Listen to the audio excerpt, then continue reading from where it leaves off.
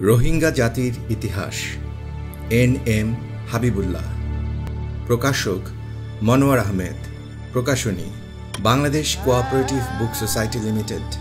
প্রচ্ছদ আব্দুল বারিক ভূঁইয়া। শেষ অধ্যায়।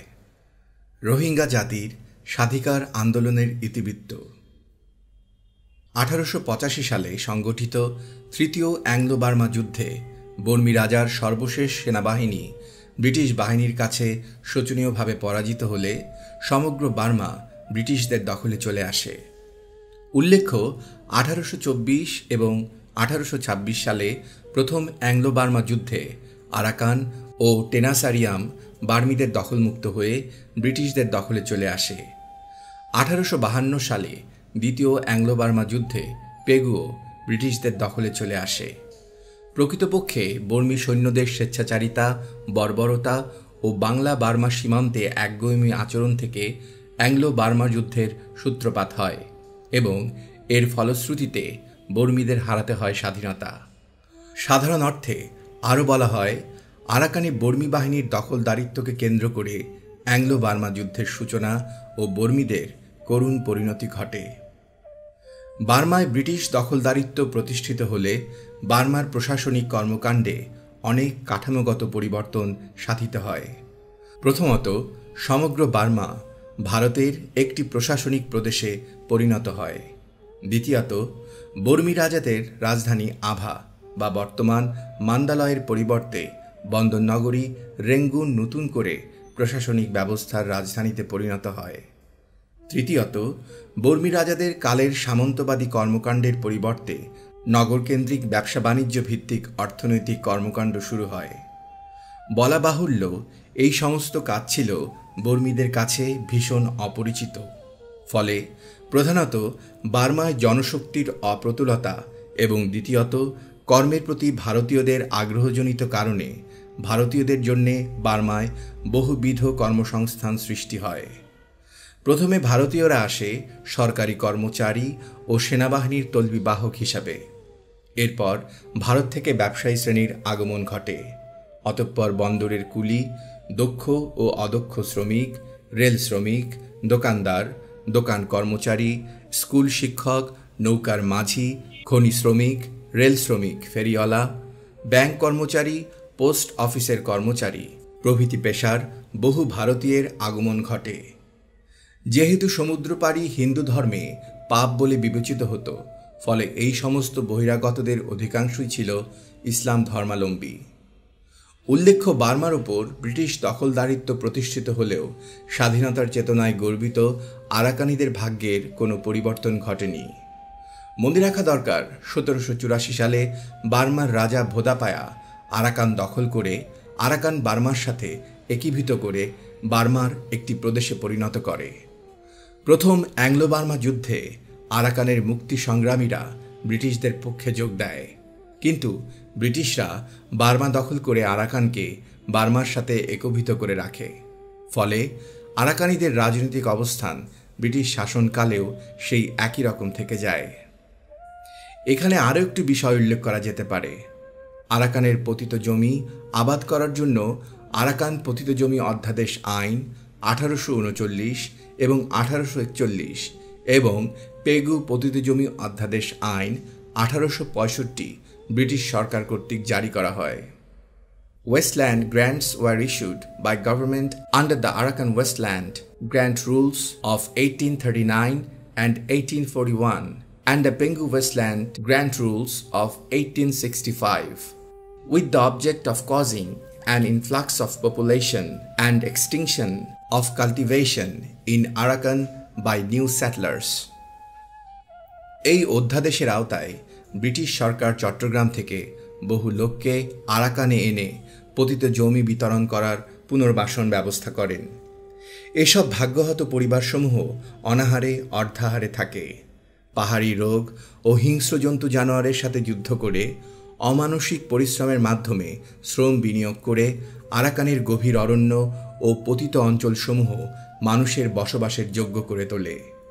বিভিন্ন সূত্রে এদেরকে চট্টগ্রাম থেকে আগত বলা হলেও প্রকৃতপক্ষে এদের অধিকাংশই ছিল 1784 সালের পর আরাকান থেকে চট্টগ্রামে পালিয়ে আসা রোহিঙ্গাদের বংশধর। এই সমস্ত ভাসমান রোহিঙ্গাদের বংশধরেরা শুধুমাত্র আরাকানের পতিত অঞ্চল আবাদ করেনি, দক্ষিণ চট্টগ্রাম ও কক্সবাজার জেলার বিশাল পতিত অঞ্চল এরাই আবাদ করে বসতিযোগ্য করে তুলেছে। উল্লেখ্য, রোহিঙ্গারা একটি ভাষাভিত্তিক জাতিগোষ্ঠী। একজন জাপানিকে যেরূপ ভাষার মাধ্যমে একজন ভিয়েতনামি থেকে আলাদা করা যায়, ঠিক তেমনি একজন রোহিঙ্গাকেও ভাষার মাধ্যমে একজন বাঙালি, এমনকি একজন চট্টগ্রামবাসী থেকেও পৃথক করা সম্ভব। রোহিঙ্গারা স্বদেশের মাটিতে বহিরাগত হিসেবে চিহ্নিত হওয়ার কারণসমূহের মধ্যে রয়েছে আরাকানি রোহিঙ্গাদের নৃতাত্ত্বিক পরিচয়ের প্রধান সাক্ষী রাখাইন বা মগ সম্প্রদায়ের একটি অংশ প্রতিনিয়ত রোহিঙ্গাদের বহিরাগত হিসেবে অপপ্রচার চালিয়ে এসেছে। বার্মার সামরিক সরকার হল এই অপপ্রচারের প্রধান শ্রোতা। দ্বিতীয়ত, ভারতীয় হিসেবে চিহ্নিত মুসলমানদের নেতৃত্বাধীন বার্মার মুসলমানদের স্বাধিকার আন্দোলনের সুদীর্ঘ পথ পরিক্রমায় রোহিঙ্গারা স্বতন্ত্র কোনো নেতৃত্ব কখনোই সৃষ্টি করতে পারেনি। ফলে রোহিঙ্গাদের স্বকীয় রাজনীতি বার্মার বহিরাগত মুসলমানদের সাথে সম্পৃক্ত হয়ে পড়ে। এক শ্রেণীর রাখাইন বা মগ অপপ্রচারকারী রোহিঙ্গা জাতির এই দুর্বল রাজনৈতিক অবস্থানকে প্রোপাগান্ডার উপাদান হিসেবে অব্যাহতভাবে কাজে লাগিয়েছে। ব্রিটিশ শাসনামলে বার্মি মুসলমানদের সাংগঠনিক কাজকর্ম কেমন ছিল? বার্মা মুসলিম সোসাইটি 1909 সালের 12 ডিসেম্বর উবাহ নামক রেঙ্গুনের জনৈক মুসলিম ব্যবসায়ীর অর্থানুকূল্যে গঠিত হয়।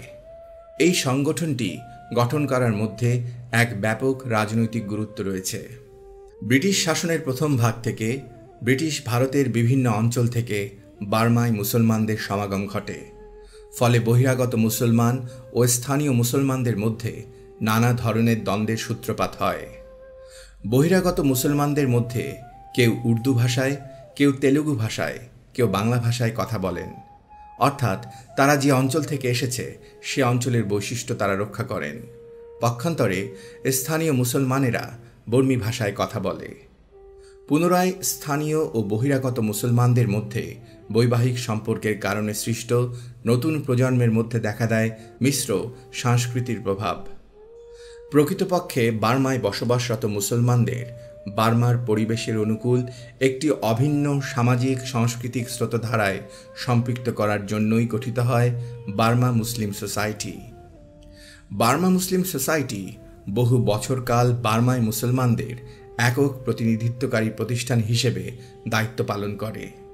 ব্রিটিশ সরকার কর্তৃক গঠিত বিভিন্ন অনুসন্ধান কমিটি সমূহে এই সোসাইটি বার্মার মুসলমানদের স্বার্থের অনুকূলে বহু দেন দরবার করেন। 1916 এবং 1917 সালের শেষ ভাগে লর্ড চেমসফোর্ড ভারত শাসন আইন সংস্কারের লক্ষ্যে বার্মা আসলে বার্মা মুসলিম সোসাইটির নেতৃবৃন্দ তাকে বার্মার মুসলমানদের পক্ষে দাবি সম্বলিত স্মারকলিপি পেশ করেন এবং আইন পরিষদে মুসলমানদের জন্য স্বতন্ত্র প্রতিনিধি নির্বাচনের সুযোগ দানের অনুরোধ জানান। অতঃপর সাইমন কমিশন সমীপেও এই সোসাইটি স্মারকলিপি প্রদান করেন। স্মরণ করা যেতে পারে ভারত শাসন আইনের অধীনে সাইমন কমিশন গঠিত হয়। প্রথম বিশ্বযুদ্ধের শেষ ভাগে এসে ব্রিটিশ সরকার শাসন ব্যবস্থায় ভারতীয়দের অন্তর্ভুক্ত করার জন্যে দ্বৈত শাসন রীতি চালু করার সিদ্ধান্ত নেয়। সাইমন কমিশনের কাজ ছিল ভারত শাসন আইন 1919 এর কার্যকারিতা পরীক্ষা করে 10 বছর পর দ্বৈত শাসন পদ্ধতি চালু করার সর্বোত্তম পদ্ধতি নির্ণয় করা। 1929-30 সালে এই কমিশন বার্মা সফরে গেলে বার্মা মুসলিম সোসাইটি একটি বিস্তৃত দাবি সম্বলিত স্মারকলিপি তাদের পেশ করেন। এই সময় বার্মা ভারতের একটি প্রাদেশিক প্রদেশ হিসেবে পরিগণিত ছিল, কিন্তু বার্মাকে ভারত শাসন আইন থেকে পৃথক করার প্রয়োজনীয়তা ব্রিটিশ সরকার কোনোদিনও অনুভব করেনি। 1942 সালে দ্বিতীয় বিশ্বযুদ্ধ চলাকালীন সময়ে বার্মায় জাপানের অধিকার প্রতিষ্ঠিত হলে বার্মার সকল রাজনৈতিক, সামাজিক ও সাংস্কৃতিক কর্মকাণ্ড সম্পূর্ণভাবে বন্ধ হয়ে পড়ে। অতঃপর 1945 সালে বার্মা থেকে জাপানিদের বিতাড়নের পর বার্মার মুসলিম সংঘসমূহ সাধারণ সংস্থা বা the general council for Burma Muslim association পুনর্গঠিত হয় এবং এই সংস্থা বার্মার মুসলমানদের স্বার্থ নিয়ে রাজনৈতিক কর্মকাণ্ড শুরু করে। প্রকৃতপক্ষে এই সংস্থা 1936 সালের দিকে প্রতিষ্ঠিত হলেও পরবর্তীতে মুসলিম সোসাইটিকে সমর্থন জ্ঞাপন স্বতন্ত্র কোনো কর্মসূচি সংস্থা গ্রহণ করেনি। দ্বিতীয় বিশ্বযুদ্ধের পর বার্মায় ব্রিটিশ শাসন পুনঃপ্রতিষ্ঠিত হলে বার্মার জাতীয়তাবাদী আন্দোলন জেনারেল অং সাংয়ের নেতৃত্বে Anti Fascist People's Freedom League বা AFPFL সংগঠনের নামে সংগঠিত হতে থাকে। জেনারেল অং সাং ছিলেন রেঙ্গুনস্থ ব্রিটিশ গভর্নর জেনারেলের অধীন অন্তর্বর্তী সরকারের প্রধানমন্ত্রী। জেনারেল অং সাংয়ের নেতৃত্বাধীন অন্তর্বর্তীকালীন সরকার ব্রিটিশদের কাছ থেকে সমগ্র বার্মার স্বাধীনতা দাবি করলে পাহাড়ি জাতিসমূহ যেমন কারেন, সান, শিন, কায়া, মুন, লাউ, কোচিন প্রভৃতি জাতির সাথে স্বাধীনতা গ্রহণে অস্বীকৃতি জানায়। প্রত্যেক পাহাড়ি জাতিসমূহ ব্রিটিশ সরকারের কাছে স্বতন্ত্রভাবে স্বাধীনতার দাবি জানায়।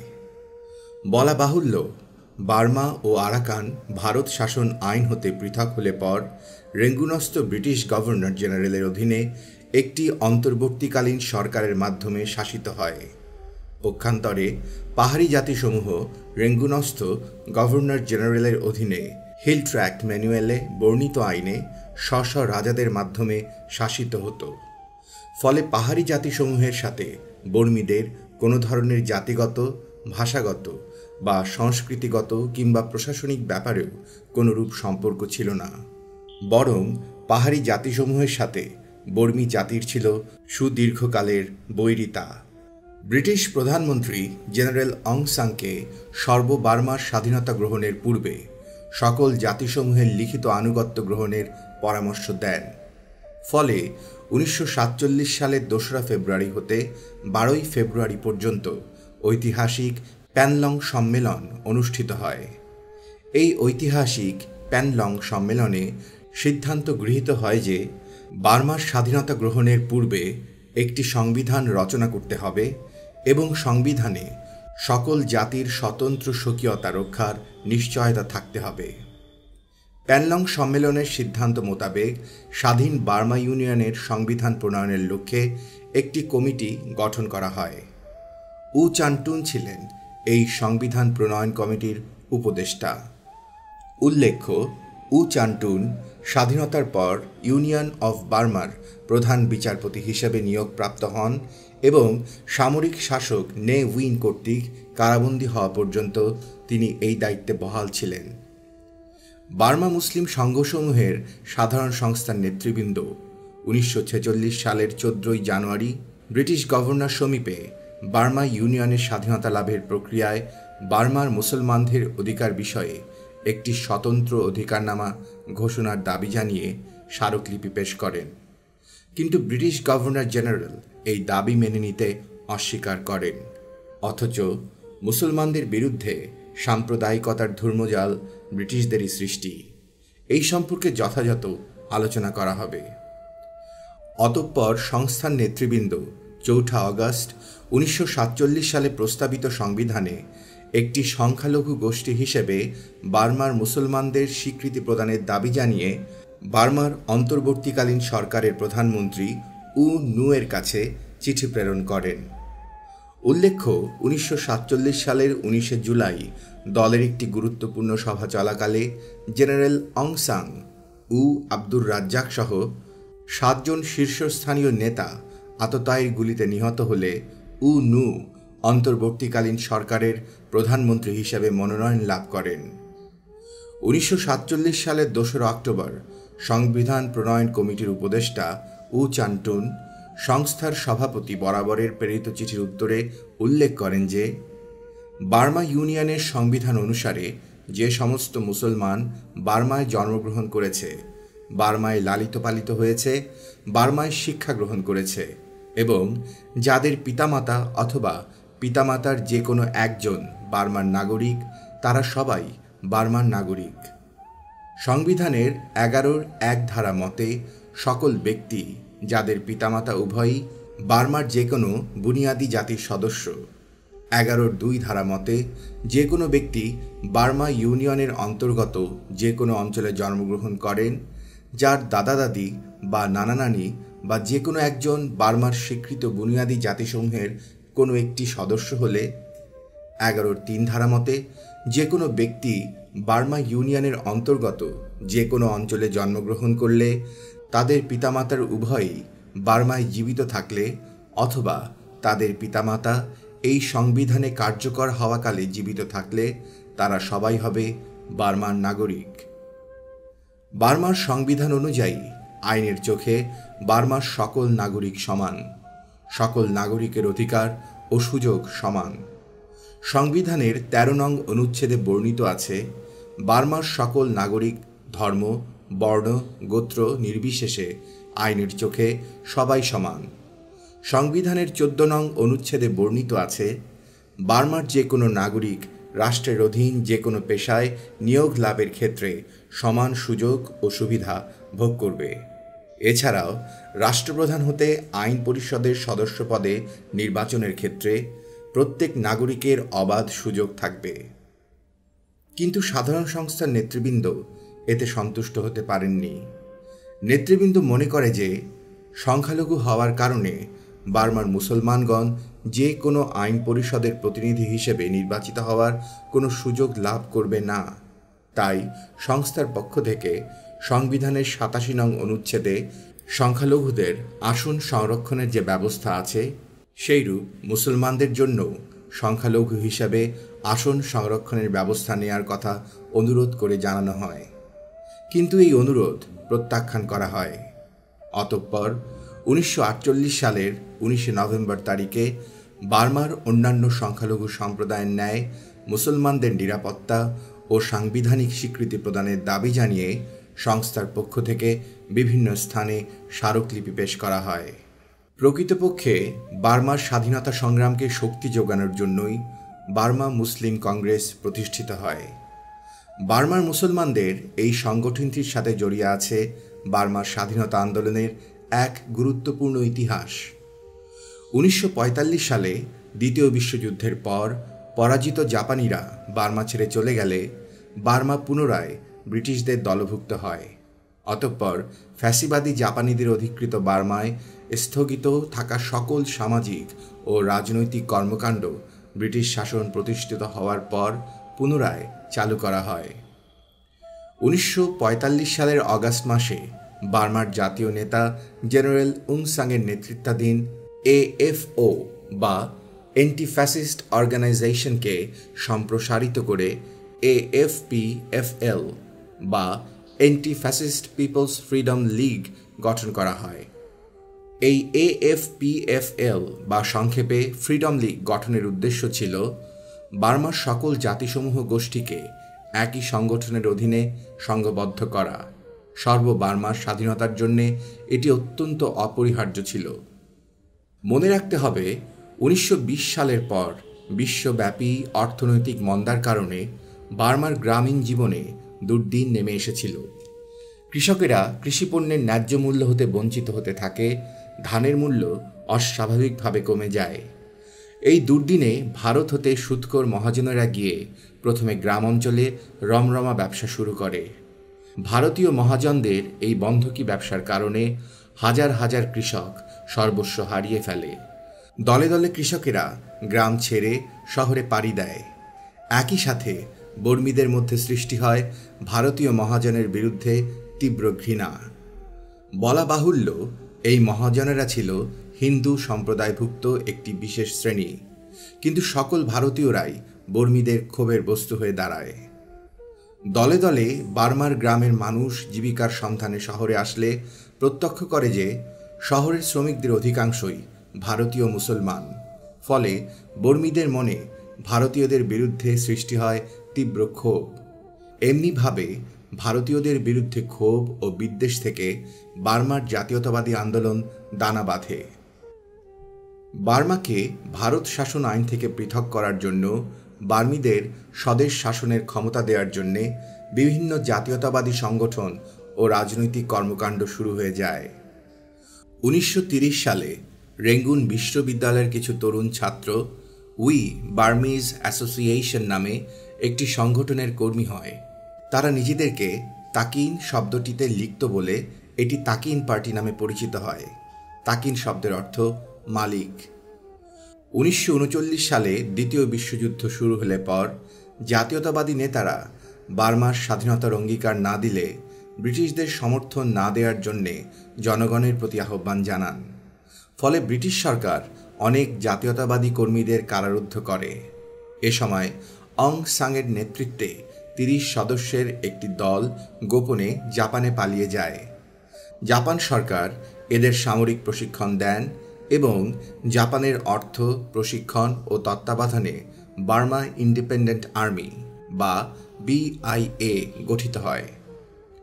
1941 সালে জাপানি বাহিনীর সাথে BIA বা বার্মা ইন্ডিপেন্ডেন্ট আর্মি বার্মায় প্রবেশ করে। 1942 সালের মার্চ মাসে জাপানিদের কাছে রেঙ্গুনের পতন ঘটে। একই বছর বার্মা হতে ব্রিটিশ শক্তি সম্পূর্ণভাবে বিতাড়িত হলে জাপান অধিকৃত বার্মার প্রশাসনিক কর্মকাণ্ডে BIA একটি গুরুত্বপূর্ণ ভূমিকা পায়। 1942 সালের জুন মাসে দ্বিতীয় বিশ্বযুদ্ধের ঠিক মাঝামাঝি সময়ে জাপানি বিমান বাহিনী আকিয়াবের ওপর প্রচণ্ডভাবে গোলাবর্ষণ শুরু করে। জাপানিদের আক্রমণের তীব্রতা বৃদ্ধি পেলে ব্রিটিশ শক্তি আরাকান ছেড়ে পালিয়ে যায়। ফলে আরাকানে এক প্রশাসনিক শূন্যতার সৃষ্টি হয়। এই সময় বার্মা ইন্ডিপেন্ডেন্ট আর্মির কিছু সদস্য জাপানি সেনাবাহিনীর অগ্রবর্তী বাহিনী হিসেবে আরাকানে আসলে আরাকানের একটি মগ সাম্প্রদায়িক গোষ্ঠী এদের অস্ত্র হস্তগত করে নেয় এবং আকিয়াব, রাচিডং, ক্যাকোত, মামব্রা, মানবিয়া, পুনাজুয়ে প্রভৃতি এলাকায় রোহিঙ্গা মুসলমানদের উপরে এক বেপরোয়া গণহত্যার সূচনা করে। এ ছিল নারী, শিশু, পুরুষ, বৃদ্ধ সহ সবার উপরে লুটতরাজ ও গ্রামের পর গ্রাম মানুষের ঘরবাড়ি আগুন জ্বালিয়ে দিয়ে উন্মুক্ত মগ হামলাকারীরা মানুষকেও হত্যা করতে শুরু করে। মৃত মানুষের মস্তক বর্ষার মাথায় বিঁধে কিভাবে তাণ্ডব নৃত্য করেছিল তা এখনও রোহিঙ্গা পল্লীর লোকগাথায় ধারণ করা আছে। আকিয়াবের মরহুম খলিলুর রহমান তার কারবালা-ই-আরকান গ্রন্থে এই বিষয়ে বিস্তৃত বর্ণনা করেছেন। বার্মার স্বনামধন্য রাজনীতিবিদ, কেন্দ্রীয় সরকারের মন্ত্রী ও সংসদ সদস্য আকিয়াব নিবাসী মরহুম সুলতান মাহমুদ 1942 সালের গণহত্যার 376টি সম্পূর্ণভাবে উচ্ছেদ হয়ে যাওয়া গ্রামের বর্ণনা দিতে গিয়ে বার্মার পত্রিকায় নিবন্ধ প্রকাশ করেছেন। উন্মত্ত মগ সাম্প্রদায়িক গোষ্ঠীর আক্রমণ এড়িয়ে লাখ লাখ লোক দুর্গম আপক গিরিপথ দিয়ে উত্তর আরাকানের মংডু, বুচিডং এলাকায় পালিয়ে আসার পথে হাজার হাজার লোক মৃত্যুবরণ করেন। তৎকালীন সময়ে ব্রিটিশ সরকার রংপুরের সুবীর নগরে এই সমস্ত ভাগ্যাহত উদ্বাস্তুদের জন্য উদ্বাস্তু শিবির স্থাপন করেছিলেন। উত্তর আরাকান হতে বহু দূরে রংপুরের সুবীর নগরে পালিয়ে আসা উদ্বাস্তুর একটি ক্ষুদ্রতম অংশ মাত্র পৌঁছতে সক্ষম হয়েছিল। কক্সবাজারের স্থানীয় প্রশাসন সমুদ্রের উপকূলবর্তী একটি এলাকায় বহু উদ্বাস্তুকে পুনর্বাসন করেছিলেন, যা এখনও রিফিউজি ঘোনা নামে পরিচিত। দুঃখজনক বিষয় হল বার্মা সরকার এই সমস্ত উদ্বাস্তুদের স্বদেশে আর কখনোই ফিরিয়ে নিয়ে যায়নি। বলা বাহুল্য, জাপানের অর্থ, প্রশিক্ষণ ও তত্ত্বাবধানে গঠিত হয়েছিল বার্মা ইন্ডিপেন্ডেন্ট আর্মি বা BIA। BIA প্রতিষ্ঠার পেছনে জাপানিদের উদ্দেশ্য ছিল ব্রিটিশদের বিরুদ্ধে যুদ্ধকালীন সময়ে বর্মীদের মধ্যে একটি সাহায্যকারী বাহিনী গড়ে তোলা। অং সাং ছিলেন এই বাহিনীর প্রধান। জাপান সরকার অং সাংয়ের কাজে খুশি হয়ে তাকে জেনারেল উপাধিতে ভূষিত করেন। উল্লেখ্য, 1941 সালে জাপানি সৈন্যদের পাশাপাশি বার্মা ইন্ডিপেন্ডেন্ট আর্মি বার্মায় প্রবেশ করলে বার্মার জনগণ ভীষণভাবে গৌরবান্বিত বোধ করে। BI এর মধ্যে বার্মার জনগণ প্রত্যক্ষ করে নিজেদের শৌর্যবীর্য। ফলে বার্মা ইন্ডিপেন্ডেন্ট আর্মির সেনানায়ক অং সাং রাতারাতি বার্মি জাতির এক বড় নেতায় পরিণত হন। কিন্তু বার্মা জাপানি সেনাবাহিনীর পরিপূর্ণ দখলে আসলে জাপানিদের ফ্যাসিবাদী রূপ আস্তে আস্তে জনগণের মধ্যে সুস্পষ্ট হতে শুরু করে। ফলে জাতীয়তাবাদীরা বার্মা হতে জাপানিদের বিতাড়িত করার জন্যে ফ্যাসিবাদ বিরোধী আন্দোলন গড়ে তোলে। এই আন্দোলনের লক্ষ্যে 1944 সালে গঠিত হয় অ্যান্টি ফ্যাসিস্ট অর্গানাইজেশন, যেটি আমরা একটু পূর্বেই উল্লেখ করেছি। 1945 সালের 16 মার্চ বিআইএ রেঙ্গুনে জাপানিদের সাথে একটি আনুষ্ঠানিক যৌথ প্যারেডে অংশগ্রহণ করার পর মহড়া প্রদর্শনের নামে রেঙ্গুন থেকে বের হয়ে পড়ে। 1945 সালের 27 মার্চ বার্মা ন্যাশনাল আর্মি সারা দেশব্যাপী জাপানিদের বিরুদ্ধে প্রতিরোধ আন্দোলন শুরু করে দেয়। এ সময় উইলিয়াম স্লিম এর নেতৃত্বে ব্রিটিশ বাহিনী ইরাকি নদী অতিক্রম করে অগ্রসর হতে থাকে। 1945 সালের 15 মে জেনারেল অং সাং বার্মা ন্যাশনাল আর্মির সর্বাধিনায়ক হিসাবে তার সাথে দেখা করেন। তিনি ব্রিটিশ কমান্ডারকে জাপানিদের বিরুদ্ধে যৌথ সামরিক অভিযানে অংশগ্রহণের প্রস্তাব দেন, এই শর্তে যে বার্মা ন্যাশনাল আর্মিকে ব্রিটিশ বাহিনীর সাথে একটি শরিক সেনাবাহিনী হিসেবে মর্যাদা দিতে হবে। 1945 সালের 15 জুন সমগ্র বার্মা ব্রিটিশদের দখলে চলে আসে এবং এই দিনে রেঙ্গুনে ব্রিটিশ বাহিনীর বিজয়ী প্যারেড অনুষ্ঠিত হয়। এই বিজয়ী প্যারেডে বার্মা ন্যাশনাল আর্মিও অংশগ্রহণ করে। 1945 সালের মে মাসে ব্রিটিশ সরকার একটি শ্বেতপত্রের মাধ্যমে বার্মা সম্পর্কে সরকারের ভবিষ্যৎ নীতি ঘোষণা করেন। এই ঘোষণায় বলা হয় যে বার্মায় সম্পূর্ণভাবে আইন শৃঙ্খলা প্রতিষ্ঠিত হলে একটি সর্বজন সম্মত সংবিধান রচনার পর বার্মাকে ডোমেনিয়ন সদস্য বা ডোমেনিয়ন মর্যাদা দেয়া হবে। কিন্তু সীমান্তবর্তী পাহাড়ি জাতিসমূহ বার্মার সাথে স্বইচ্ছায় যোগদান করতে না চাইলে এ সমস্ত এলাকাসমূহ বার্মার ডোমিনিয়ন মর্যাদার অন্তর্ভুক্ত হবে না। এই অবস্থায় বার্মা পুনরায় ব্রিটিশ দখলমুক্ত হলে জাতীয়তাবাদী আন্দোলনের নেতৃবৃন্দ সর্ববার্মা ভিত্তিক রাজনৈতিক আন্দোলন গড়ে তোলার প্রয়োজনীয়তা তীব্রভাবে অনুভব করেন। এরই ফলশ্রুতিতে General Aung San National Army থেকে সরাসরি পদত্যাগ করে সরাসরি রাজনীতিতে যোগদান করেন এবং অ্যান্টি ফ্যাসিস্ট ফ্রিডম অর্গানাইজেশনকে সর্ববার্মা ভিত্তিক করে দেওয়ার জন্যে AFPFL বা Anti Fascist People's Freedom League প্রতিষ্ঠা করেন। উল্লেখ্য, এ সময় জেনারেল অং সাংকে রেঙ্গুনস্থ ব্রিটিশ গভর্নর জেনারেলের অধীনে গঠিত অন্তর্বর্তীকালীন সরকারের প্রধানমন্ত্রী হিসেবে নিয়োগ দেওয়া হয়। General Aung সাংয়ের anti Fascist People's freedom লীগকে শক্তি যোগানোর জন্য শিয়াজি ও আব্দুর রাজ্জাকের নেতৃত্বে বার্মা মুসলিম কংগ্রেস আত্মপ্রকাশ করে। বলা বাহুল্য 1945 সালের অগাস্ট মাসে তারা একই সাথে আত্মপ্রকাশ করেন। প্রসঙ্গত উল্লেখযোগ্য, আব্দুর রাজ্জাক মান্দালয়ের জনৈক স্কুল শিক্ষক। পরে তিনি স্কুলের অধ্যক্ষ হিসেবে দায়িত্ব পালন করেন। বর্মী ভাষায় এর অর্থ হল জনাব। বার্মার নানা গুরুত্বপূর্ণ রাজনৈতিক কর্মকাণ্ডে অংশগ্রহণ করে তিনি নিজেকে জাতীয়তাবাদী আন্দোলনের অন্যতম পুরোধা হিসেবে প্রতিষ্ঠিত করেন। জেনারেল অং সাং সহ জাতীয়তাবাদী আন্দোলনের নেতৃবৃন্দের কাছে তিনি শিয়াজি ও আব্দুর রাজ্জাক নামে খ্যাত। বার্মি ভাষায় শিয়াজি শব্দের অর্থ হল মহান শিক্ষক। জেনারেল অং সাং অন্তর্বর্তীকালীন সরকারের শিক্ষা ও পরিকল্পনা মন্ত্রী হিসেবে শিরাজি ও আব্দুর রাজ্জাক দায়িত্ব পালন করেন। জাপানিদের বিরুদ্ধে প্রতিরোধ আন্দোলনে আব্দুর রাজ্জাক উত্তর বার্মায় গুরুত্বপূর্ণ ভূমিকা পালন করেন। ছাত্রদেরকে জাতীয়তাবাদী চেতনায় উজ্জীবিত করতে তার অবস্থান ছিল ক্লান্তিহীন। তিনি তার স্কুলের সিলেবাসের মধ্যে সামরিক শিক্ষাকে অন্তর্ভুক্ত করেন। 1946 সালে তিনি মান্দালয় জেলায় AFPFL এর সভাপতি নির্বাচিত হন। 1945 সালের 26শে ডিসেম্বর AFPFL প্রতিষ্ঠার 4 মাস পর আব্দুর রাজ্জাক সর্ববার্মা ভিত্তিক মুসলিম সম্মেলন আহ্বান করেন। সম্ভবত AFPFL এর এটি সর্ববার্মা ভিত্তিক প্রথম রাজনৈতিক কর্মকাণ্ড।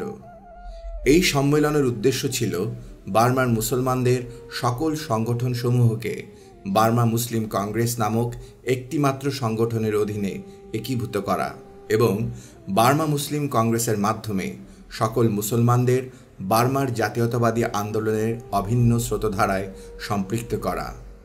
এই সম্মেলনেই বার্মা মুসলিম কংগ্রেস প্রতিষ্ঠিত হয় এবং এই সংগঠনকে AFPFL এর অঙ্গ সংগঠন হিসেবে ঘোষণা করা হয়।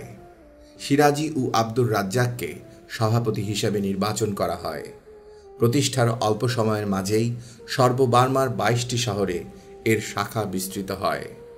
পূর্বেই উল্লেখ করা হয়েছে, বার্মায় ব্রিটিশ শাসন প্রতিষ্ঠিত হবার পর রেঙ্গুন কেন্দ্রিক ব্যবসা বাণিজ্য ভিত্তিক কর্মকাণ্ড দ্রুত প্রসার লাভ করে। এ ধরনের কাজ বর্মীদের কাছে ছিল সম্পূর্ণ অপরিচিত। ফলে ব্যবসা বাণিজ্যের নিয়ন্ত্রণ ভারতীয় মুসলমানদের হাতে চলে আসে। ভারতীয় মুসলমানরাই ছিল রেঙ্গুন চেম্বার অফ কমার্সের মূল চালিকা শক্তি।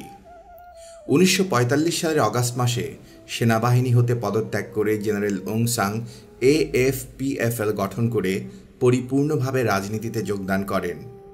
এ সময় দলের সাংগঠনিক কর্মকাণ্ড পরিচালনার জন্যে দারুণ অর্থ সংকট দেখা দেয়। জেনারেল অং সাং ভারতীয় মুসলিম অধ্যুষিত রেঙ্গুন চেম্বার অফ কমার্সের নেতৃবৃন্দকে AFPFL-এ যোগদান করতে অনুরোধ জানান। তিনি মুসলিম বণিকদের নিশ্চয়তা দান করেন যে স্বাধীনতা উত্তর বার্মায় মুসলমানদের স্বার্থ ও নাগরিক অধিকার পরিপূর্ণভাবে সংরক্ষিত হবে। স্বাধীনতার গুরুত্ব ও প্রয়োজনীয়তা ব্যাখ্যা করে তিনি আরও জানান যে স্বাধীনতা অর্জিত হলে ভারত হতে আগত বার্মার নাগরিকেরা বর্তমান সময়ের চাইতে অনেক বেশি নাগরিক সুবিধা ভোগ করবে। 30 বছরের তেজদীপ্ত যুবক জেনারেল অং সাংয়ের কথায় রেঙ্গুন চেম্বার অফ কমার্সের বণিকেরা বিশ্বাস স্থাপন করেন এবং চেম্বার অফ কমার্সকে AFPFL-এর একটি অঙ্গ সংগঠন হিসেবে ঘোষণা দেন। স্মরণ করা যেতে পারে, বর্মীরা সাধারণভাবে বার্মায় বসবাসকারী ভারতীয় বংশোদ্ভূত অর্থাৎ যাদের অধিকাংশই ছিল মুসলমান, তাদের প্রতি ঈর্ষান্বিত ও বিক্ষুব্ধ ছিল। বার্মার জাতীয়তাবাদী রাজনীতিবিদগণ এককালে এই ক্ষোভ সৃষ্টির পিছনে ইন্ধন জুগিয়েছিল। নিঃসন্দেহে চেম্বার অফ কমার্সের মাধ্যমে AFPFL-এ যোগদান করে ভারত বংশোদ্ভূত বণিক সম্প্রদায় স্বাধীনতা উত্তর বার্মায় রাজনৈতিক রোষানল থেকে রক্ষা পেতে চেয়েছিল, যা স্বাধীন বার্মায় বাস্তবায়িত হয়নি। বার্মা থেকে অনেক দূরে ভারতের জাতীয় কংগ্রেস প্রতিষ্ঠিত হয়েছিল ব্রিটিশদের কাছ থেকে সর্বভারতের স্বাধীনতা অর্জনের জন্যে। কিন্তু মুসলিম নেতৃবৃন্দের একটি অংশ স্বাধীন ভারতের সংবিধানে অনগ্রসর মুসলমানদের জন্যে স্বতন্ত্র অধিকারের ঘোষণার দাবি তোলে। এ দাবির ভিত্তিতে মুসলিম লীগ প্রতিষ্ঠিত হয়। ফলে ভারতের মুসলিম নেতৃবৃন্দ দ্বিধা বিভক্ত হয়ে পড়ে।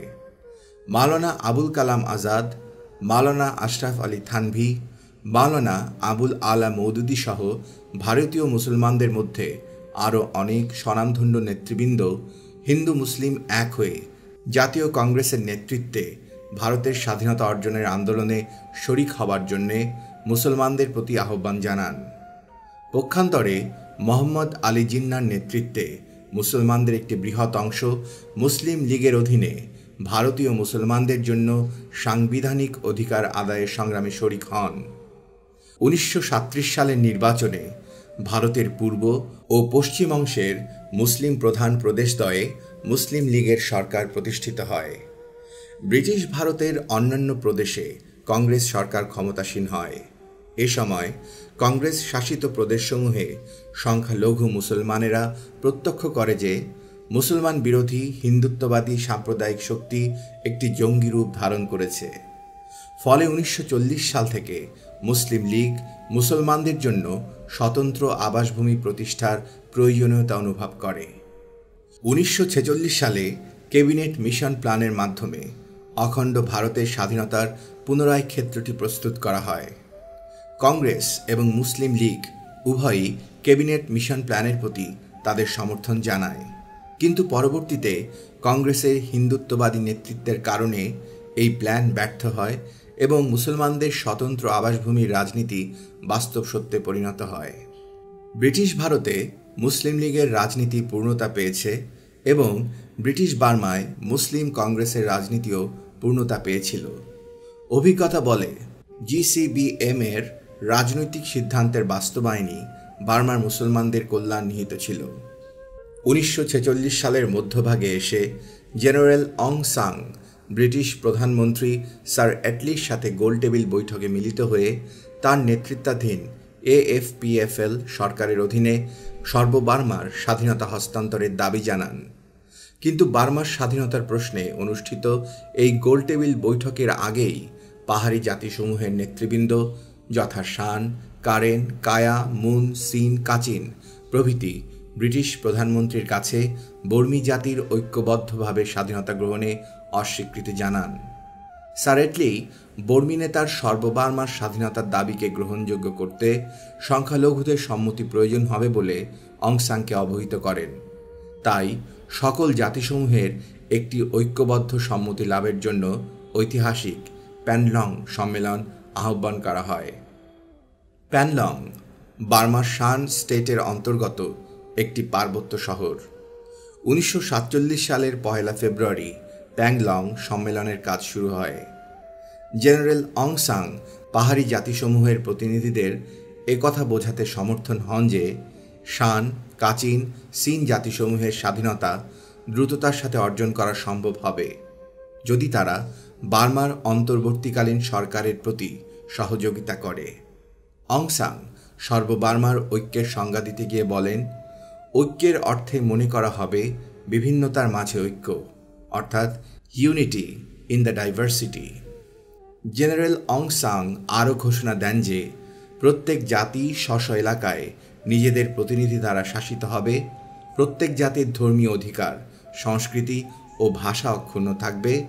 সম্মেলনে শান এবং কায়া স্টেটকে এই অধিকার দেয়া হয় যে স্বাধীনতার পর 10 বছর পরীক্ষামূলকভাবে ফেডারেল সরকারের অধীনে থেকে যদি ইচ্ছে করে শান এবং কায়া স্টেট স্বাধীন হয়ে যাবার অধিকার পাবে।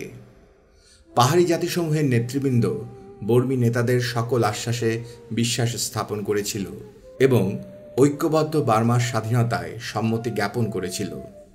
সম্মেলনে সিদ্ধান্ত গ্রহণ করা হয় যে সর্ববার্মার স্বাধীনতা সনদ গ্রহণের পূর্বে প্যানলং সম্মেলনের সিদ্ধান্তসমূহের প্রতিনিধিত্ব থাকে এমন একটি সংবিধান রচনা করতে হবে। এই সংবিধানের প্রতি আনুগত্য নিয়েই স্বাধীনতার সনদ হস্তান্তরের কাজ সমাধা করতে হবে। প্যানলং সম্মেলনের সফল সমাপ্তির পর AFPFL এর নেতৃত্বে বার্মার স্বাধীনতা অনিবার্য হয়ে ওঠে। কিন্তু এরপর থেকেই বর্মী নেতারা ভিন্ন চিন্তা শুরু করে দেয়। কিছু কিছু বর্মী নেতা মনে করে যে বার্মার জাতিগত বিভক্তিসমূহ ব্রিটিশ উপনিবেশিক শক্তির সৃষ্টি। এই চিন্তার নেতারা মনে করে সর্ববার্মার সকল জাতিসমূহকে ঐক্যবদ্ধ করার একটি সহজ পথ হল সর্ববার্মার জন্যে একটি অভিন্ন ভাষা, একটি অভিন্ন শিক্ষা পদ্ধতি এবং একটি সাধারণ জাতীয় সংস্কৃতি গড়ে তুলে সকলকে অভিন্ন ওই ধারায় ঐক্যবদ্ধ করতে হবে। এই চিন্তার নেতৃবৃন্দের মধ্যে অভিন্ন ধারা সৃষ্টির পর এক পর্যায়ে পরবর্তী প্রজন্ম বিভিন্নতা থেকে উঠে এসে একটি সাধারণ জাতীয় ঐক্য ধারায় সন্নিবেশিত হবে, এই ছিল তাদের প্রয়াস। প্রধানমন্ত্রী উ নু সহ AFPFL এর অং সাং পরবর্তী নেতৃবৃন্দ ভিতরে ভিতরে এই মতবাদেই বিশ্বাসী ছিলেন। অধুন্য বার্মার কেন্দ্রীয় সরকারের বিরুদ্ধে যুদ্ধরত সশস্ত্র সংখ্যালঘু জাতিগোষ্ঠীসমূহ মনে করে বর্মীরা স্বাধীনতা লাভের পর থেকেই দুমুখ নীতি গ্রহণ করে।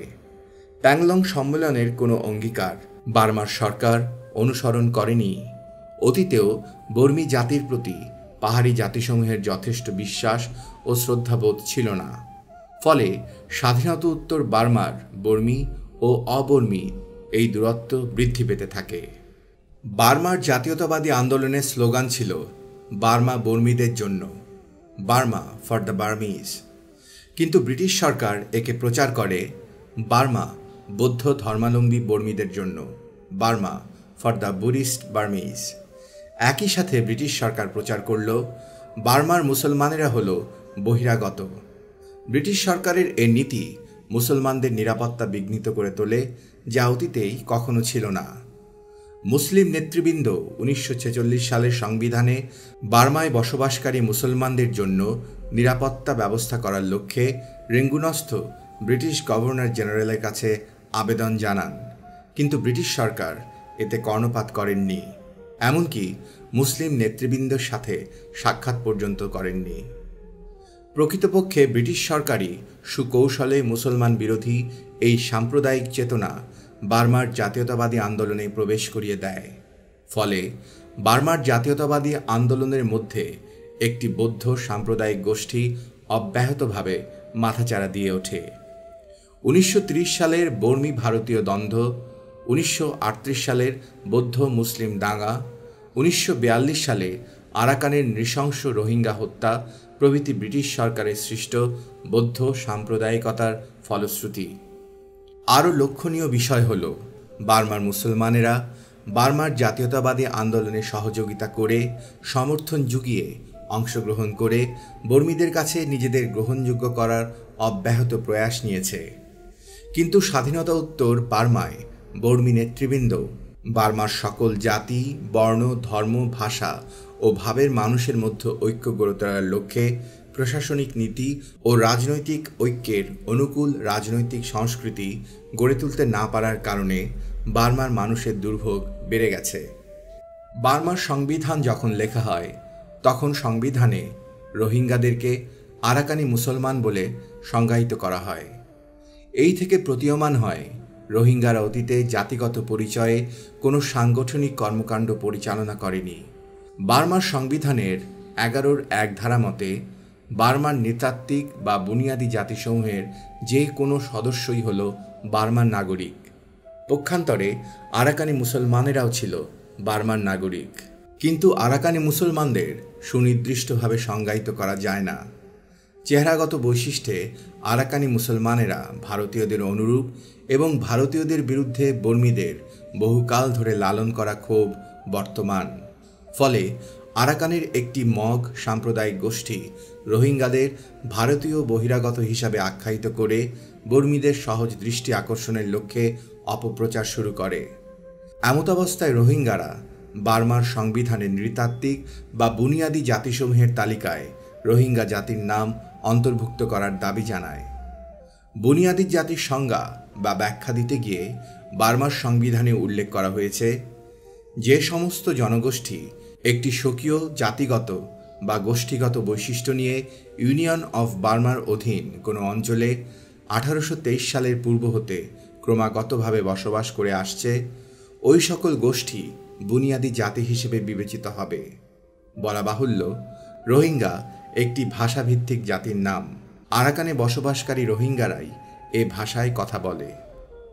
প্রসঙ্গত উল্লেখযোগ্য, 1948 সালে রোহিঙ্গারা এমন এক সময়ে স্বাধীনতা লাভ করে যখন রোহিঙ্গাদের ঘরে ঘরে স্বজন হারানোর বিলাপ চলছিল।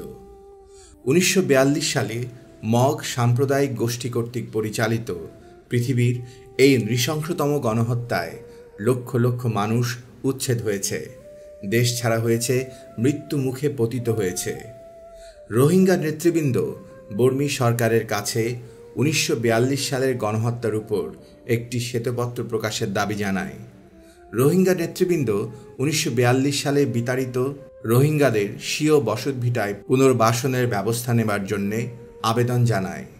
কিন্তু AFPFL সরকার সকল দাবি প্রত্যাখ্যান করে এবং সরকারি চাকুরি হতে রোহিঙ্গাদের অপসারণ করে তার স্থলে রাখাইনদের নিয়োগ করে দেয়। ফলে বিক্ষুব্ধ রোহিঙ্গাদের একটি দল দ্বিতীয় বিশ্বযুদ্ধের পর বিভিন্ন স্থানে পরিত্যক্ত অস্ত্রশস্ত্র সংগ্রহ করে সশস্ত্র বিদ্রোহের সূত্রপাত করে। পরবর্তীতে উদ্বাস্তু রোহিঙ্গারা বিদ্রোহীদের সাথে যোগ দিয়ে বিদ্রোহীদের শক্তি বৃদ্ধি করে। প্রথমে মোহাম্মদ জাফর কাওয়াল নামক জনৈক যুবক এই বিদ্রোহের নেতৃত্ব দেন। কাওয়ালি গাইতেন বলে তিনি জাফর কাওয়াল নামে পরিচিত। তিনি নিজেই রোহিঙ্গাদের দুঃখ দুর্দশা নিয়ে গান রচনা করতেন। গানের মাধ্যমে সরকারের জুলুম সম্পর্কে জনগণকে সচেতন করে তুলতেন।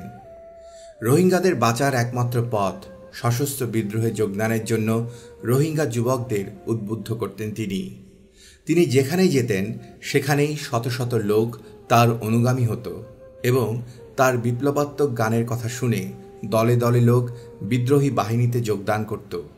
বার্মার জনগণের কাছে এটি মুজাহিদ বিদ্রোহ নামে পরিচিত। মোহাম্মদ জাফর কাওয়ালের মৃত্যুর পর মোহাম্মদ আব্বাস বিদ্রোহী দলের মূল নেতৃত্বে আসেন। পরে মোহাম্মদ আব্বাসের নেতৃত্বাধীন বাহিনী হতে দলত্যাগী কিছু বিদ্রোহী মোহাম্মদ কাসিম নামক এক ব্যক্তির নেতৃত্বে আলাদা হয়ে বর্মী সৈন্যদের ওপর সশস্ত্র আক্রমণ অব্যাহত রাখে। পরবর্তীতে মুজাহিদ বিদ্রোহ নেতৃত্বহীন হয়ে বহুদা বিভক্ত হয়ে পড়ে। রোহিঙ্গাদের পাশাপাশি কারেন জাতির একটি সশস্ত্র দল কারেনদের স্বাধীন আবাসভূমির দাবিতে বিদ্রোহ ঘোষণা করে। আরাকানের রাখাইন সম্প্রদায়ের একটি দল আরাকান ন্যাশনাল লিবারেশন পার্টি নামে আরাকানের স্বাধীনতা দাবিতে সশস্ত্র আন্দোলন শুরু করে। আস্তে আস্তে এই বিদ্রোহ অন্যান্য জাতিসমূহের মধ্যে ছড়িয়ে পড়ে। বর্তমানে সমগ্র বার্মার চতুর্দিকে অবস্থিত সীমান্তবর্তী সংখ্যালঘু পাহাড়ি জাতিসমূহ সশস্ত্র বাহিনীর দ্বারা পরিবেষ্টিত হয়ে আছে।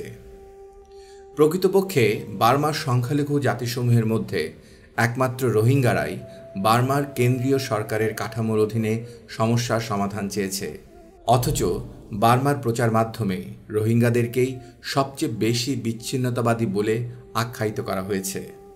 1960 সালে ক্ষমতা গ্রহণ করে প্রধানমন্ত্রী উ নু রেঙ্গুন বেতার কেন্দ্র হতে রোহিঙ্গাদের জন্যে রোহিঙ্গা ভাষায় একটি অনুষ্ঠান প্রচারের ব্যবস্থা করেন। বার্মার বিভিন্ন প্রচার মাধ্যমে রোহিঙ্গাদের বার্মার একটি বুনিয়াদী জাতি হিসেবে অভিহিত করা হয়। প্রধানমন্ত্রী উনু রোহিঙ্গাদের একটি শান্তিপ্রিয় জাতি হিসেবে উল্লেখ করেন এবং বিদ্রোহী সশস্ত্র মুজাহিদদের আত্মসমর্পণের অনুরোধ জানান। উনুর আহ্বানে সাড়া দিয়ে 1961 সালের 4 জুলাই সকল রোহিঙ্গা মুজাহিদ অস্ত্র সমর্পণ করেন। এই অস্ত্র সমর্পণ অনুষ্ঠানে বার্মার vice chief of staff brigadier Aung Gyi যে ঐতিহাসিক ভাষণ দেন তা মেয়ুরশিরে শিরোনামে বার্মা সরকারের পক্ষ থেকে প্রকাশ করা হয়। ব্রিগেডিয়ার অংজি তার ভাষণে স্পষ্ট উল্লেখ করেন যে রোহিঙ্গারা আরাকানেরই শান্তিপ্রিয় নাগরিক। বার্মা সরকারের তরফ থেকে শুধুমাত্র ভুল বুঝাবুঝির কারণে রোহিঙ্গাদের প্রতি বহু অন্যায় করা হয়েছে, যা ভুল বুঝাবুঝি অপসারণের মাধ্যমে দূরীভূত হয়েছে। ব্রিগেডিয়ার অংজি আরও উল্লেখ করেন যে পৃথিবীর সব সীমান্তেই একই জাতি সীমান্তের দুই পাশে বসবাস করে, এজন্যে কোনো নাগরিকের জাতীয়তার প্রশ্নে সম্মুখীন হওয়া উচিত নয়। ভাগ্যের নির্মম পরিহাস।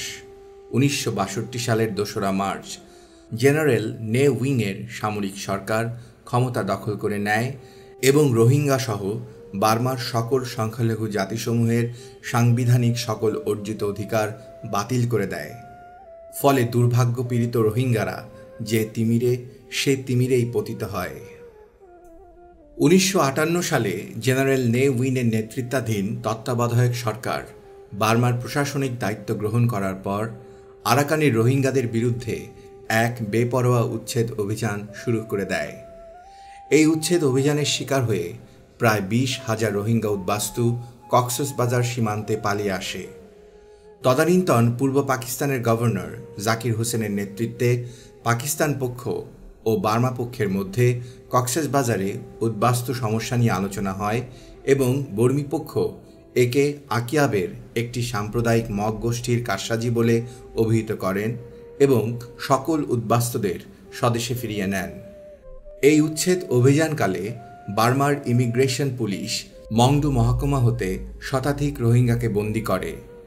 ইমিগ্রেশন পুলিশ বন্দীদের বিরুদ্ধে অভিযোগনামায় উল্লেখ করে যে বন্দীরা বার্মার নাগরিক নয়, কেননা বন্দীরা ইমিগ্রেশন পুলিশের কাছে তাদের নাগরিকত্বের সমর্থনে কোনো প্রমাণপত্র দেখাতে পারেনি। ইমিগ্রেশন পুলিশ নির্দিষ্ট ফর্মে বন্দীদের নাম পূরণ করে বার্মা থেকে তাড়িয়ে দেওয়ার আদেশনামা জারির জন্য পূরণকৃত ফর্ম মংডুর মহকুমা প্রশাসক সমীপে উপস্থাপন করেন। মহকুমা প্রশাসক আদেশনামা জারি করে সংশ্লিষ্ট ফর্মে দস্তখত করেন। অতঃপর বার্মা থেকে বিতরণের আদেশ কার্যকর করার জন্য বন্দীদের রেঙ্গুনে নিয়ে আসা হয়। বন্দীদের মধ্যে হতে হাসান আলী ও মুসা আলী নামের 2 ব্যক্তি বার্মায় সুপ্রিম কোর্ট বরাবর ফরিয়াদ জানায় যে তাদের অন্যায়ভাবে বন্দী করা হয়েছে। বন্দীদ্বয় দাবি করেন তারা বার্মার বৈধ নাগরিক। অভিযোগ করে বন্দীদ্বয় জানান ইমিগ্রেশন পুলিশ তাদের আত্মপক্ষ সমর্থনের সুযোগ দেয়নি। মহামান্য আদালত 4 নভেম্বর 1959 তারিখে বন্দীদ্বয়কে মুক্তি দেওয়ার নির্দেশ দেয়। অতঃপর বন্দীদের মধ্য হতে আরও 76 জন বন্দী সুপ্রিম কোর্টের আদালতে ফরিয়াদ জানান। মহামান্য আদালত বন্দীদের মুক্তি দেওয়ার জন্য নির্দেশ দেন। এরপর ইমিগ্রেশন পুলিশ কর্তৃক এইভাবে অভিযুক্ত 23 জন বন্দী পুনরায় সুপ্রিম কোর্ট বরাবরে আত্মপক্ষ সমর্থনের সুযোগ দানের জন্য আবেদন জানায়। সুপ্রিম কোর্টের বিজ্ঞ আদালত বন্দীদের মুক্তিদানের আদেশ দিয়ে দীর্ঘ এক নির্দেশনামা জারি করেন। নির্দেশনামায় বিজ্ঞ বিচারপতি উল্লেখ করেন যে বার্মার ইমিগ্রেশন পুলিশ সুপ্রিম কোর্টের পরপর দুটি নির্দেশ অনুসরণ করতে ব্যর্থ হয়েছে। প্রথম নির্দেশে হাসান আলী ও মুসা আলী নামক 2 বন্দীকে মুক্তি দেওয়ার জন্য নির্দেশ জারি করা হয়েছিল। সঙ্গত কারণেই ইমিগ্রেশন পুলিশের উচিত ছিল এই কারণে আটককৃত সকল বন্দীদের মুক্তি দেয়া, কিন্তু তা করা হয়নি। এরপর অপর 76 জন বন্দীকে মুক্তি দেওয়ার জন্য বিজ্ঞ বিচারপতি পুনরায় নির্দেশ জারি করেন। এক্ষেত্রেও ইমিগ্রেশন পুলিশ সুপ্রিম কোর্টের নির্দেশ অনুসরণ করতে ব্যর্থ হয়েছে। এরপরও একই অভিযোগে আটককৃত অন্যান্য বন্দীদের মুক্তি দেয়নি। মহামান্য সুপ্রিম কোর্ট কর্তৃক আরও 23 জন বন্দীকে মুক্তিদানের জন্য নির্দেশ জারি করতে হয়েছে। নির্দেশনামায় উল্লেখ করা হয়েছে, ইমিগ্রেশন কর্তৃক উত্থাপিত সংশ্লিষ্ট ছাপানো ফর্মে মংডুর মহকুমা প্রশাসক কোনো বিচার বিবেচনা ব্যতিরেকে দস্তখত করেছেন, যার অর্থ ছিল বেআইনিভাবে কিছু দেশের নাগরিককে তাদের আবাসভূমি থেকে বিতাড়িত করা এবং একজন নাগরিকের অধিকারকে অস্বীকার করা। বিজ্ঞ বিচারক উল্লেখ করেন যে দেশের একজন নাগরিককে স্বীয় আবাসভূমি থেকে বিতাড়ন করা মৃত্যুদণ্ডাদেশ দেওয়ার শামিল। 1947 সালে অনুষ্ঠিত প্যানলং সম্মেলনের সর্বসম্মত সিদ্ধান্ত মোতাবেক ইউনিয়ন অফ বার্মার স্বাধীনতা অর্জিত হয়। এই সম্মেলনের সিদ্ধান্ত হল একটি ফেডারেল সরকার কাঠামোর অধীনে বার্মা ইউনিয়ন শাসিত হবে। সম্মেলনে ঐক্যের সংজ্ঞার অর্থ বলা হয়েছিল, বার্মার ইউনিয়নের ঐক্য বলতে বিভিন্নতার মধ্যে ঐক্য বা ইউনিটি ইন দ্য ডাইভার্সিটি বোঝানো হবে। ইউনিয়ন অফ বার্মা একটি বহুজাতিক দেশ। বর্মী জাতি, মুন জাতি, শান জাতি, কারেন জাতি, কাচিন জাতি, শিন জাতি, কায়া জাতি, লাউ জাতি, লিসু জাতি, রাখাইন ইত্যাদি। বার্মার সংবিধানে প্রায় 140টি জাতির নাম উল্লেখ করে ইত্যাদি বলে শেষ করা হয়েছে, অর্থাৎ আরও অনেক জাতি আছে যাদের নাম এখানে অন্তর্ভুক্ত করা হয়নি। রোহিঙ্গারা দাবি করেছে বুনিয়াদি জাতিগোষ্ঠীসমূহের নামের তালিকায় রোহিঙ্গা নামটিও অন্তর্ভুক্ত করা হোক, কেননা সংবিধানে দেয়া বুনিয়াদি জাতির সংজ্ঞা অনুসারে রোহিঙ্গারা বার্মার অন্যতম বুনিয়াদি জাতি।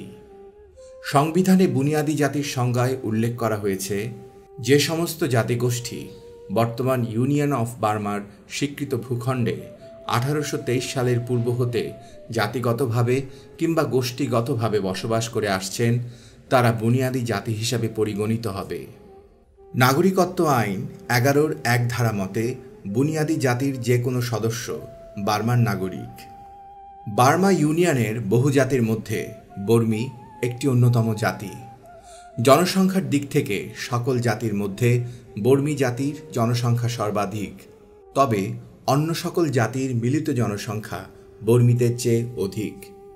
স্বাধীনতা উত্তর বার্মায় ঐতিহাসিক প্যাংলং সম্মেলনের নীতি অনুসৃত হয়নি। প্রধানমন্ত্রী উ নূর নেতৃত্বাধীন AFPFL এর নেতৃবৃন্দ বর্মী ভাষায়ও বর্মী সংস্কৃতিকে বৌদ্ধ ধর্মীয় বিশ্বাসের কাঠামোতে সম্পৃক্ত করে সর্ববার্মার জাতিসমূহকে ঐক্যবদ্ধ করার উদ্যোগ নেয়। বার্মার সামরিক সরকার বর্মী ঐক্যের মধ্যেই এই কাঠামোকে শক্তি ও শৌর্য বীর্য দিয়ে শক্তিশালী করে সকল সংখ্যালঘু জাতিসমূহের ওপর চাপিয়ে দেওয়ার চেষ্টা করে। বর্মী নেতৃত্বের এই সম্প্রসারণবাদী ও আধিপত্যবাদী রাজনৈতিক সংস্কৃতি সর্ববার্মায় সংখ্যালঘু জাতিসমূহ মেনে নিতে পারছে না। সংখ্যালঘু জাতিসমূহ প্যাংলং সম্মেলনের স্বীকৃত নীতি অনুসারে একটি ফেডারেল সরকার পদ্ধতি চায়। বলা বাহুল্য, এই পদ্ধতিতে কিছু কিছু জাতিকে কেন্দ্রীয় সরকার হতে বিচ্ছিন্ন হয়ে যাওয়ার অধিকার দেওয়া হয়েছিল। বার্মার বিদ্রোহী সকল সংখ্যালঘু জাতি মনে করে ঐতিহাসিক প্যাংলং সম্মেলনের আলোকে একটি গণতান্ত্রিক ফেডারেশন সরকারের মধ্যেই বর্মী নেতৃত্ব তথা বর্তমান মায়ানমারের নেতৃত্বকে সমাধান খুঁজে নিতে হবে। সংখ্যালঘু জাতিসমূহ আরও মনে করে মায়ানমার নেতৃত্বকে এই মুহূর্তে সকল সংখ্যালঘু জাতিসমূহের আস্থা অর্জনে যথেষ্টভাবে আত্মনিয়োগ করতে হবে। NM হাবিবুল্লাহ রচিত রোহিঙ্গা জাতির ইতিহাস বইটি এই মুহূর্তে শেষ হল। বাংলাদেশের রাজনৈতিক ও সামাজিক প্রেক্ষাপটে আরাকান এবং রোহিঙ্গা জাতির ইতিহাস অধ্যয়ন অত্যন্ত জরুরি। তাই এই গুরুত্বপূর্ণ বইটিকে সেই সব বই চ্যানেলে অন্তর্ভুক্ত করা হলো। এরকম আরও গুরুত্বপূর্ণ বই যদি আপনারা শুনতে চান তবে অবশ্যই কমেন্ট বক্সে বইয়ের নাম উল্লেখ করে আমাকে জানান। লাইক ও সাবস্ক্রাইব দিয়ে আমার চ্যানেলের সাথেই থাকুন। সবাইকে অফুরন্ত ভালোবাসা। ধন্যবাদ।